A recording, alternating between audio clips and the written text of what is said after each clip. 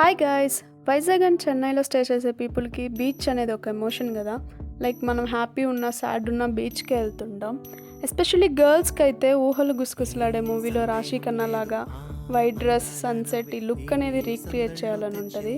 And మీరుండే area దగ్గరలో ఏ beach అయితే దగ్గర ఉంటుందో కామెంట్ డౌన్. కందేటి సిగ్గే ఈ తొందరలు ఇచ్చింది